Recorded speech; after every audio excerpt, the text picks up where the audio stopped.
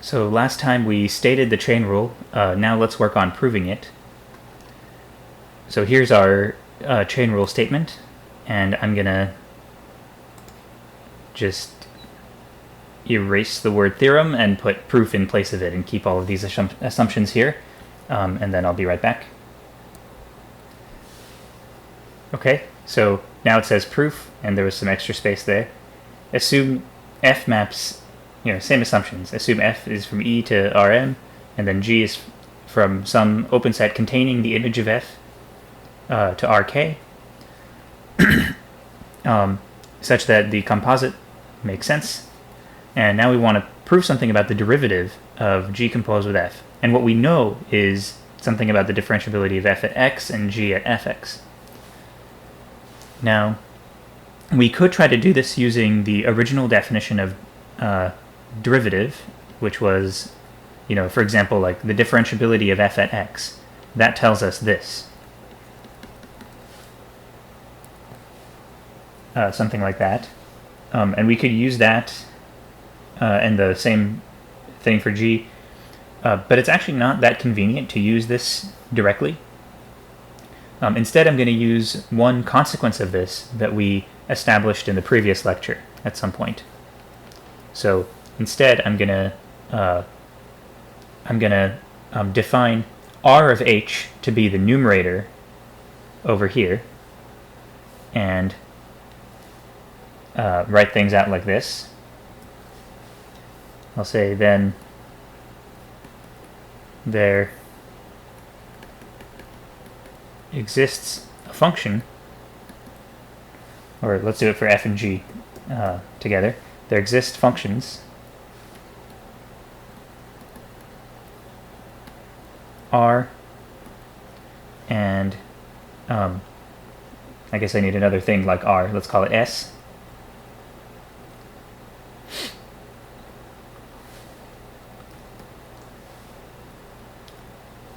Let me say the domain of R and S. Not important. There exist functions R and S. There exists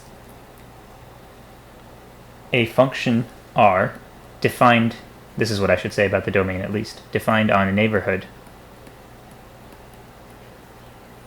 of x, of 0, and a function S. Oh, I guess they're both defined on neighborhoods of 0. There exist functions R, S, defined on a neighborhood of 0, such that f of x plus h is f of x plus f prime x h plus R of h. So you can think of that as the definition of R. And G of, so let's see, this first line is all about the differentiability of f at x, right? That's what I'm talking about in the first line. In fact, let me use colors. Okay, so the differentiability of f at x is this green fact. And I should fill this in a little bit. This is for all, so x is fixed, right? X was fixed all the way back here.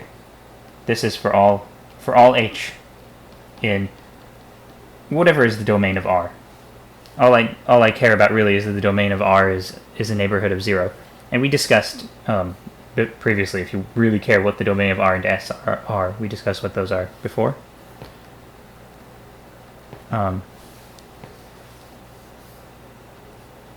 And now I'm going to use the differentiability of G at f of x.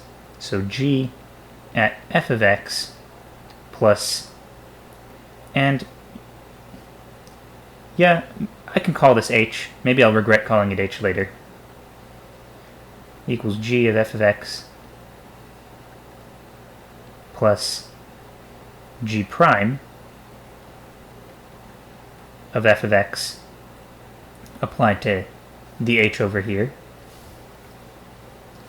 plus the remainder term, s of h. And this is for all h in whatever is the domain of S.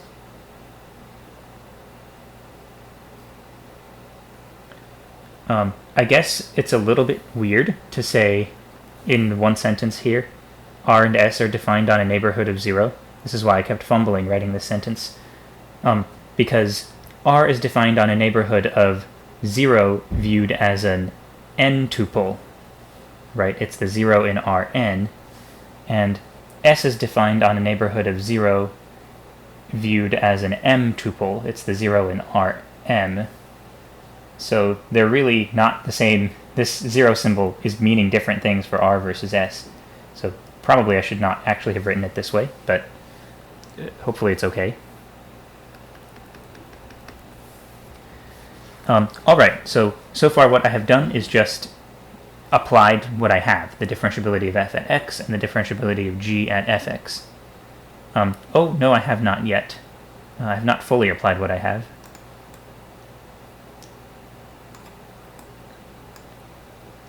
Of course, you can always write this without having differentiability, right? You can just define R of h to be... You can define R of h to be fx plus h minus fx minus f prime x h. And you can define S of h to be, you know, whatever. So this so far is not really using differentiability at all. Here's the part that uses differentiability. This is done such that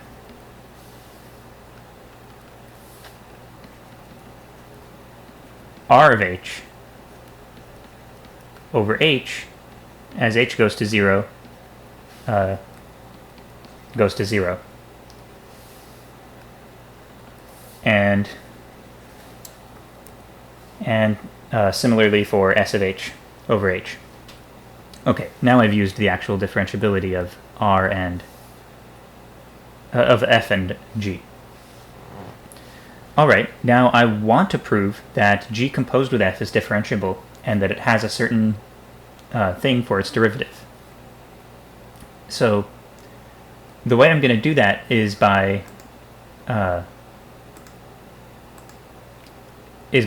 trying to write down something kind of like these things you see here, with a remainder term, and show the remainder term goes to 0. Except I want to do that now for the composite, g composed with f.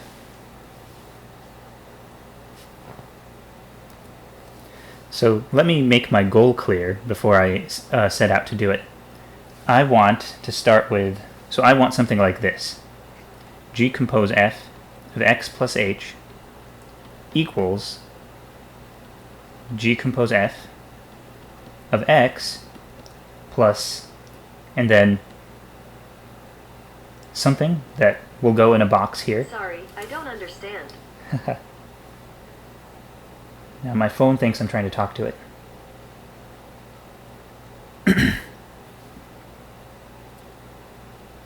Sorry about that. So something will go in the box here. And it will be some linear map that's going to get applied to h. And then we're going to get plus some remainder. Hopefully that that dies properly. Where by dies properly I mean it'll be a function of h, so that when you divide it by norm h, you get the limit being 0, kind of like here and here. So this is what I want to end up with, and whatever linear map ends up in the box here that makes this work, that linear map will be the derivative of the function that's being linearly approximated here. So whatever is here, that's going to be g composed with f prime at x, whatever ends up here. So what do I hope will end up here? I hope this will be g prime fx composed with f prime x, all applied to h. That's really what I hope. So let's see if we end up getting that. So everything I've written in blue so far is just sort of the goal, what I'm trying to reach. It's not something I have. But let me start with the left-hand side and see what I can get.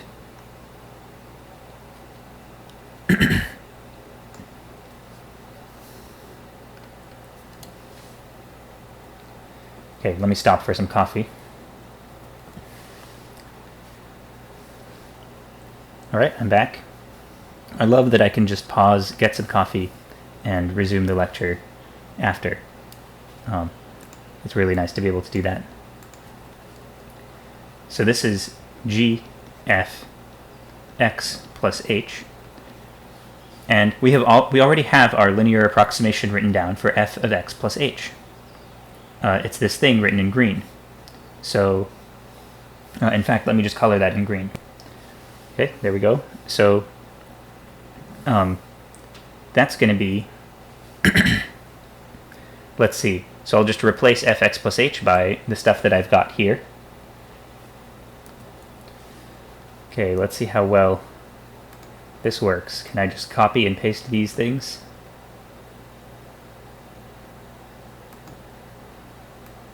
Oh, that's so nice. All right.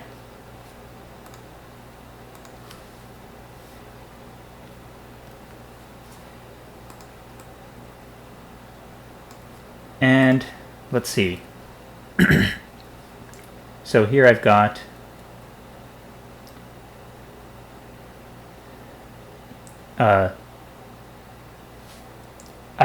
g of f of x plus something, some displacement, right? And I already have a linear approximation for g near f of x. So what I'm going to do is treat this here as the displacement that shows up back here, this yellow h over here. And then I'm going to use this. This is supposed to work for all h in the domain of S. So as long as... Okay, so now I do regret using the letter h up here. But basically, as long as this thing here is in the domain of S, I can apply the big statement in yellow over here. So, okay, so here there's this bit of a sentence, or a portion of a phrase missing. The calculation is for some h's. Sorry, x is fixed, h is not fixed, right? So I have to say something about where h is coming from. This calculation is for h in where? Well, okay, so for the calculation to even make any sense, h has to be in the domain of R, right? There's no worry here about it being in the domain of f prime x. That's just always going to work, but it has to be in the domain of R. So maybe I'll write that first. And if I want to apply the yellow stuff up here, then I just said that I need this portion to be in the domain of S. So what does h have to do to guarantee that? Okay, so h has to not only be in the domain of R, but it also has to be in this set. The set of h's in Rn, such that f prime x h plus Rh is in the domain of S.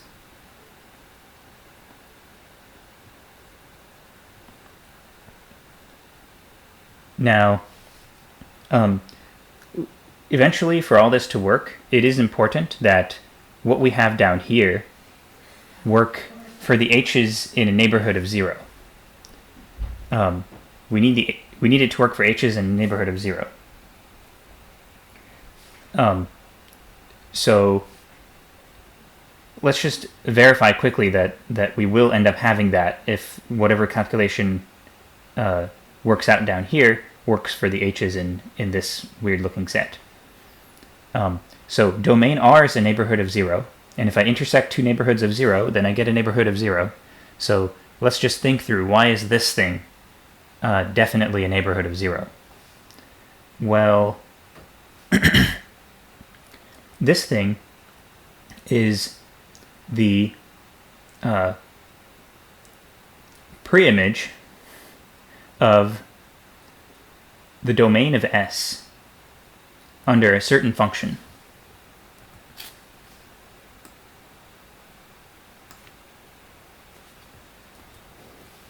Alright, so this is a little bit of fine print, and if you don't really care, it's okay to skip a little bit, I think. But you can skip a little bit in the video, but if you do care, maybe you can look at this. So this set here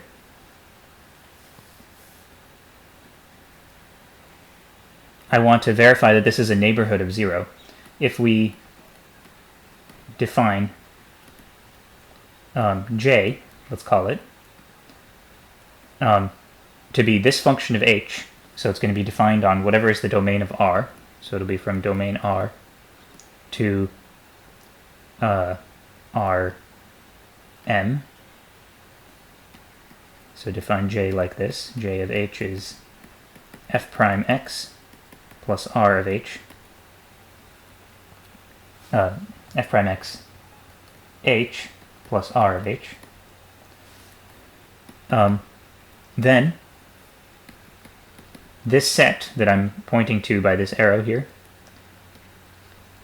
is the preimage under J of the domain of S. Right? It's the set of things, the set of h's that get mapped by J, by this mapping, into the domain of S. Now, the domain of S is a known neighborhood of 0, right? And it should be that j of 0 is 0. Is that right? If I do j of 0, then I get this part is 0. Linear map applied to 0 is 0. And then r of 0 is 0. So yeah, since j of 0 is 0, and since the domain of S is a neighborhood of 0, the preimage of the domain of S is going to be a neighborhood of this thing that maps to 0, namely 0. So this preimage is a neighborhood of 0. Okay, and sorry, I think I glossed over an important fact here. The reason the preimage of a neighborhood of S is 0 is that, the reason the preimage of a neighborhood of S, the reason that the preimage of a neighborhood of 0 is going to be a neighborhood of whatever is here is due to the fact that the preimage under J of any open set will be open. So preimage using J of opens will be open. That's because J is continuous. Why is J continuous? J is continuous because, first of all, because it's a sum of two continuous functions. The first one being a continuous function of h because it's a linear function, right? And linear maps are continuous. And the second one is a continuous function of h because it's r of h. R of h is continuous. Why is that? That's because this green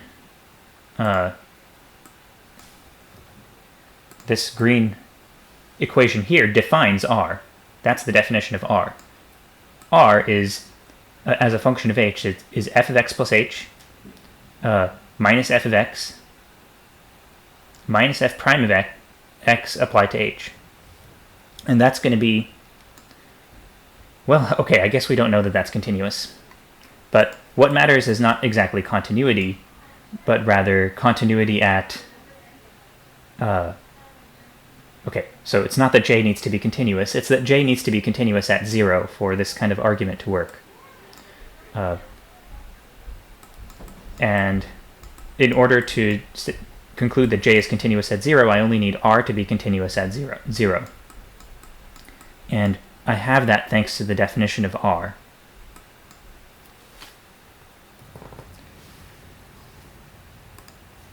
Sorry, with some editing, I'm correcting something now. It's not just due to this that I can say R is continuous at 0. It's actually really due to this. If this limit statement holds, given that R of 0 is definitely 0, so due to this you can definitely see that R of 0 is 0. If for this limit statement to hold, or from this limit statement, we can conclude the following.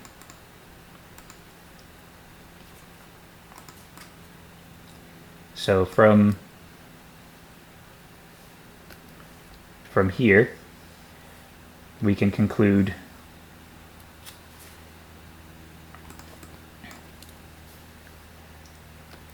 that the limit of RH as h goes to 0 is the limit as h goes to 0 of RH over norm h times norm h. And here we have a limit of a product, or kind of. We have a limit of a vector valued function times a scalar. And that will distribute nicely if you use one of the algebraic limit theorems from Rudin after we started doing things in higher dimensions. And this works because both of these limits exist, right? This one is 0 thanks to the differentiability of f, and this one is 0 thanks to the continuity of the norm function. So 0 times 0 is 0, which is what R of 0 is. So R is, when f is differentiable, and you write down a linear approximation and get this R as a remainder, with this limit statement holding, it's definitely always true due to this green argument here that R is continuous at 0. Alright, so I'm sorry, that was a lot more involved than I thought it would be. I thought it would be some quick thing. But that is the reason that J is continuous at 0, and that's how we can, that's what allows us to argue that the preimage, considering that J maps 0 to 0, the preimage of this neighborhood of 0 is also a neighborhood of 0. J is continuous at 0. Okay, let's get back to the main point here.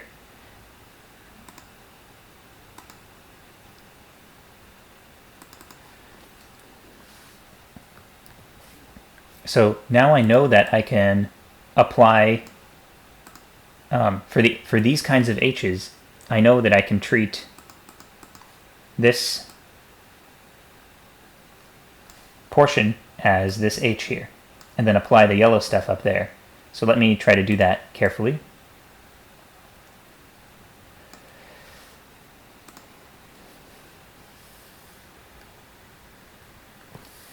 So here I should get, let's see, first I get g of f of x, and then I get g prime of f of x applied to h, but the h up here, which I regret using the variable h, it's a different h. The h up here is the displacement to the input to g. So here's my displacement vector for the input to g. That's my h. So I'm applying the linear map g prime fx to this vector, f prime x h plus r of h. Alright, and then there's some left over here, plus s of h. Okay, great. So now I have finally applied the linear approximation to f by going from this line here to here, and then I applied the linear approximation to g in the next step.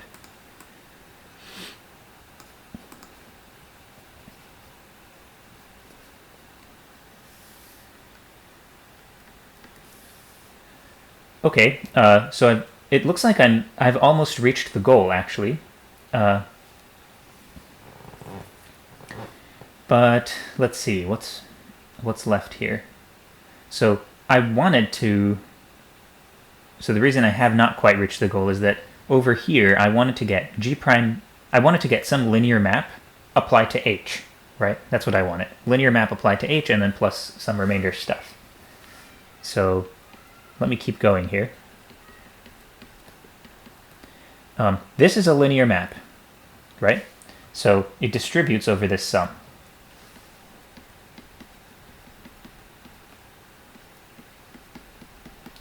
Okay, that's promising that we're seeing this term as our first term. That's what we wanted. That's what the chain rule claims is the derivative of G compose F at X at H. And then we've got this stuff.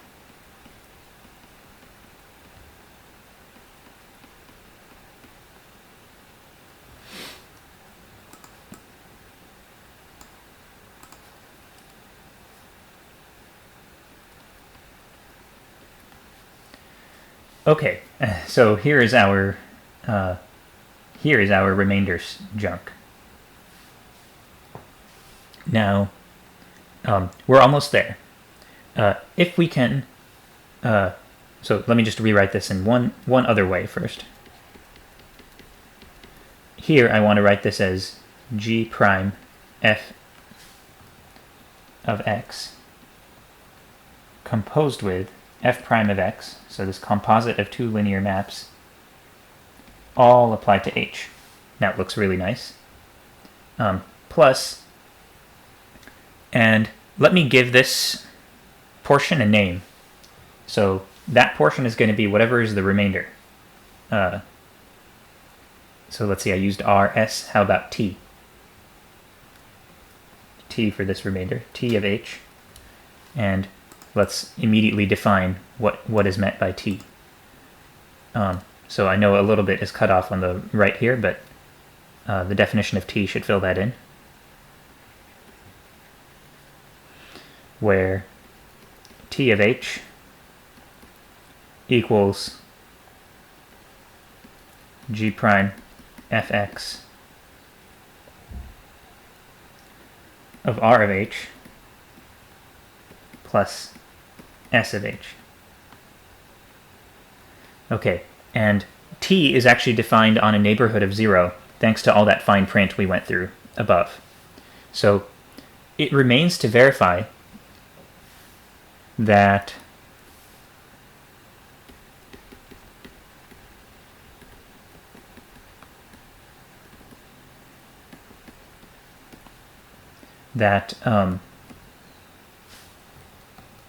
T dies off properly, so that T of H over norm H as H goes to 0 is 0. Goes to 0. Okay, so let's just prove that using the definition of T.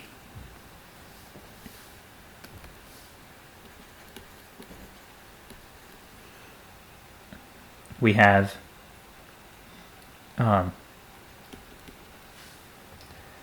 let's just work with this expression directly. We have, for T in the domain of H, that TH over norm H equals G prime Fx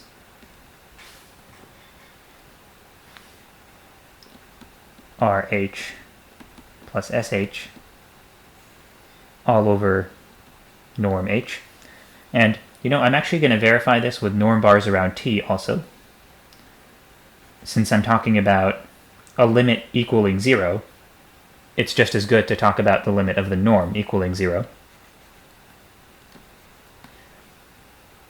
Okay, so norm bars around everything there. And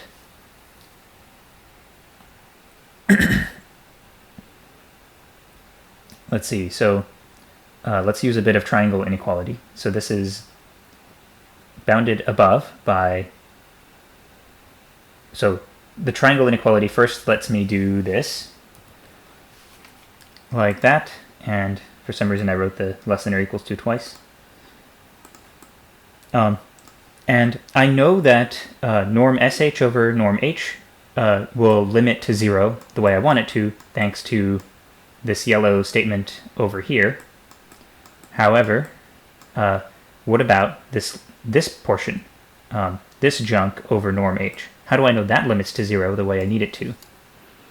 Well, g prime fx is just a linear map, right? So g prime fx r of h is going to have norm sort of controlled by whatever is the norm of r of h.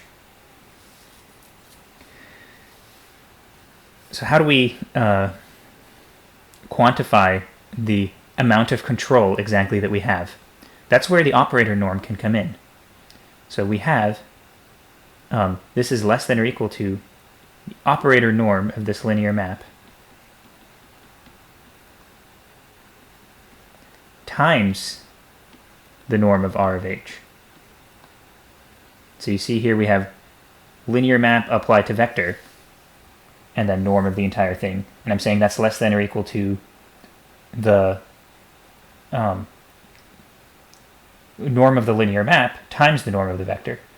You know, I keep calling this operator norm.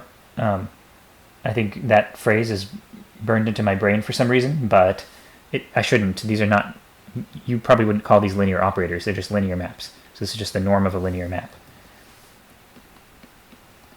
Okay, and let me distribute the denominator like this.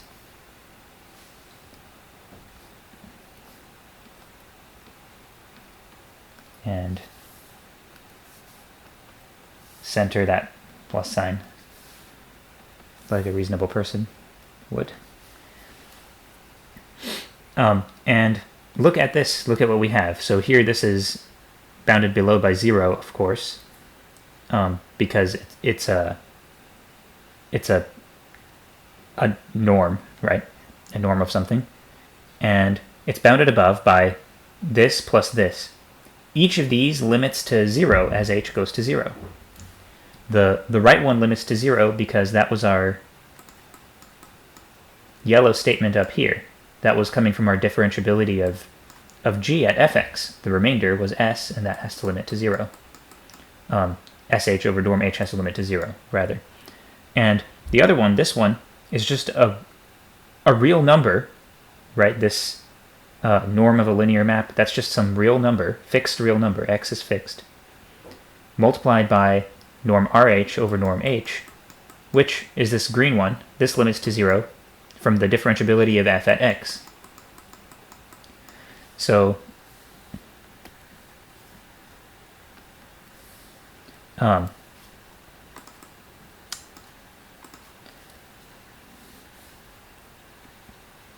since both of these terms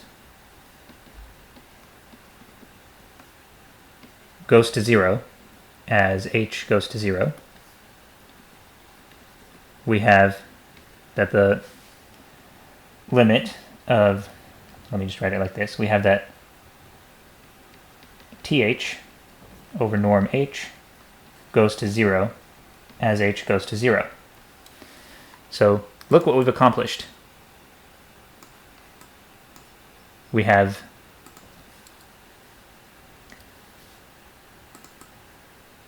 We started with g composed with f of x plus h equals, and then we worked with that and we got that it's g of f of x plus, and then this linear map over here applied to h, plus a remainder term, and we've now verified the remainder term goes to 0 as needed. So we are done. We can now conclude that the derivative of g composed with f at x is this linear map in the brackets here. Okay, so if you believe me that we are done, then you can stop the video here and move on. If you don't believe that quite yet, I think there's a good reason some people will not believe that yet, then keep watching. So really I should use the definition of derivative to argue that to argue this. g composed with f prime at x is this. Really, I should use the definition of derivative to prove that. So let's just do that on its own.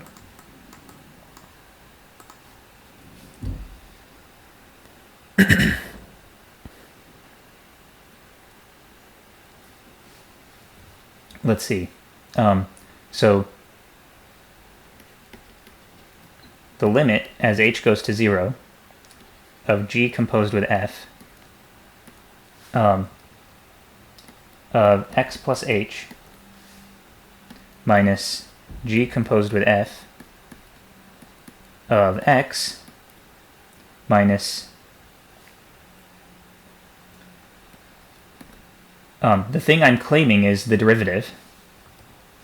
So g prime fx composed with f prime x all at h all over norm h. I want to show that that limit is 0. This, everyone should agree with me on this, that if I show that the limit of this as h goes to 0 is 0, then I will have proven the claim up here, which is what the chain rule is stating. So what you're supposed to notice is that the numerator here is the remainder that we were working with. So that numerator is, where am I going? That numerator is t of h, right?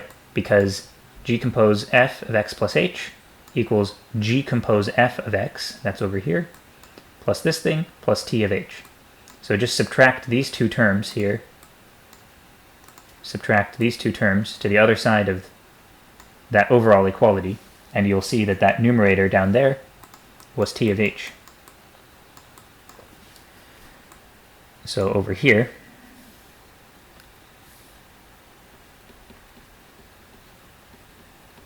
we're just looking at this, and that's 0. That's what we just worked hard to prove. So that proves the chain rule. And so I just replaced what was written in the numerator here by some other function, right? T. And the domain, in order to make my claim about the limit here work, I need to know that the domain of t is a neighborhood of 0, just like the domain of the function up here was a neighborhood of 0. So yeah, that's the chain rule.